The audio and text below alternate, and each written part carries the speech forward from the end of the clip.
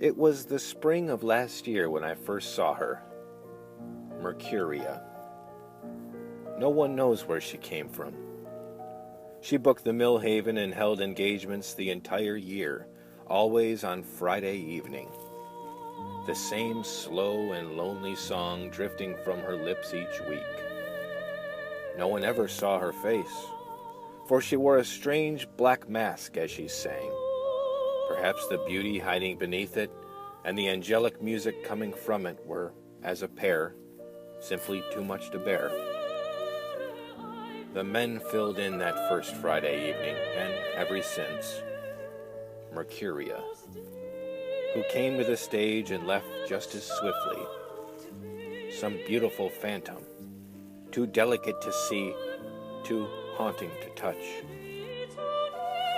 I sat in the back and thought about what her hand would feel like behind my neck as she sang into my ear.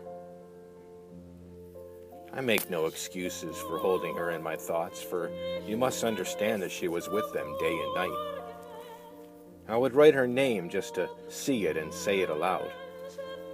And after each performance, I would walk out onto the cold brick of the street and see it before me with every step. Mercuria, Mercuria, Mercuria. Oh, how the nights were a struggle, for it was Mercuria that lit what little light there was in my life. There was no moon in the heavens, no stars in the sky. There was only Mercuria. In October, she gave what would be her final performance, and those tall silhouettes filed into the theater just as they always have.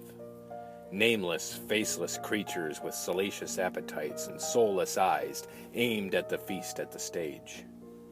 Mercuria, the veiled specter. What true devilry lay within that song was a welcomed imp.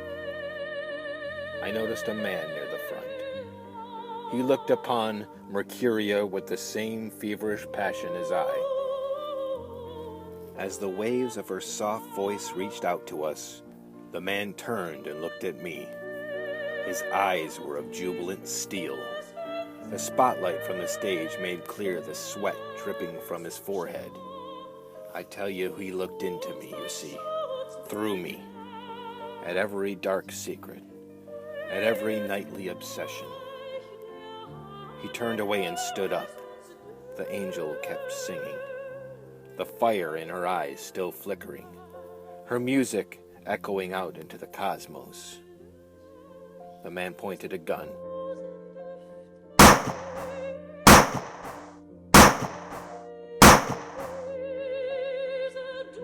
And she was on the floor. Oh, Mercuria, what have they done to you? Her broken body sprawled out, the screams and horror shaking the world. The man looked at me again. She was mine, the two hellish, widened eyes told me, and she always will be mine. I stepped out of the theater and held my jacket tight, for a wind had picked up. I listened to the dull soles of my shoes hit the cold brick of the road. I walked and walked and walked. Was I finally free? I tried to recall the sound of her voice, the mournful glow behind the mask. Would that it were my coup, my freedom. Up ahead there was a noise. In it was the soft, gentle cries of Mercuria. Could it be she was still yet alive? I bounded into the alley. The gaslight flooded the road. I heard the cry again, so close.